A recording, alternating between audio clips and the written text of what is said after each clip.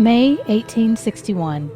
3 slaves, Frank Baker, Shepard Mallory, and James Townsend, arrived at Fort Monroe, Virginia on May 26. Upon questioning, it became evident that they were owned by a Confederate Colonel Mallory. Mallory's plan was to transport them to Carolina to take part in military operations. The slaves therefore decided to flee to Fort Monroe. General Benjamin Butler faced a crucial question of slavery and the war: what to do with runaway slaves. A correspondent for the Boston Journal wrote, "Yesterday morning, 3 Negroes came to the picket guard and gave themselves up. General Butler concluded that the property was contraband of war, seized upon it, and turned it over to the quartermaster's department, where labor is much wanted." When a Confederate officer bearing a flag of truce sought the return of the fugitives, General Butler remarked, "I shall hold these Negroes as contraband of war, since they are engaged in the construction of your battery and are claimed as your property. The question is simply whether they shall be used for or against the government of the United States. Property of whatever nature, used or capable of being used for warlike purposes, and especially when being so used, may be captured and held."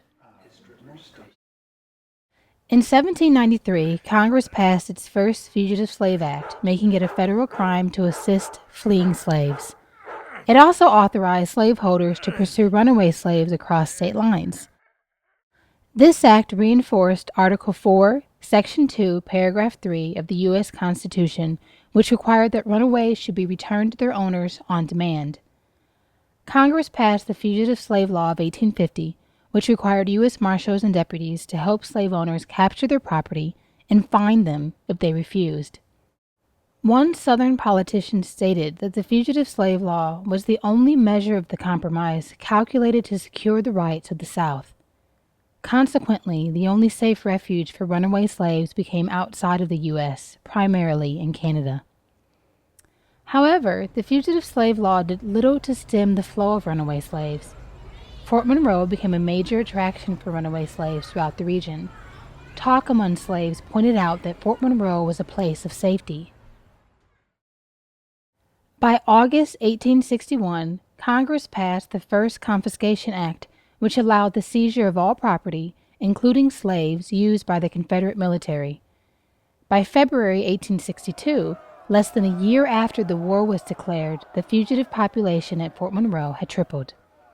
General Butler's strategic decision served as a motto and led to President Lincoln's endorsing it as a legitimate tactic of war.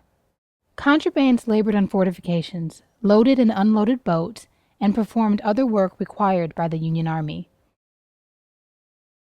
The use of Negroes by Union armies had been preceded by the Confederate Army's use of slaves in the construction of their military defenses.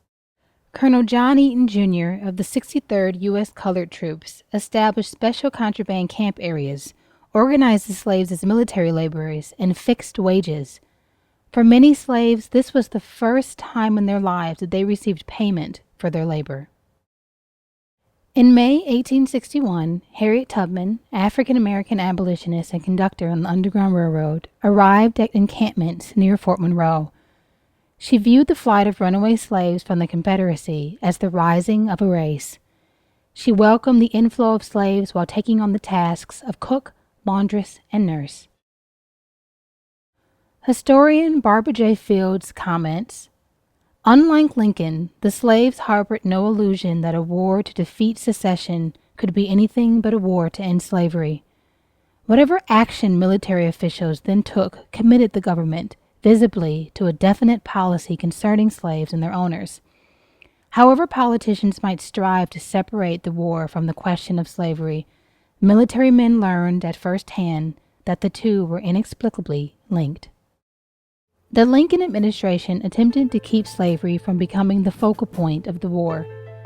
Slavery, also known as the peculiar institution, was downplayed by the South.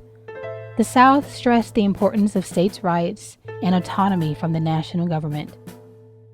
But African Americans would not simply let slavery disappear from the collective mind and heart of America. Freedom, equality, and social justice were the factors that captured the attention and energy of African Americans.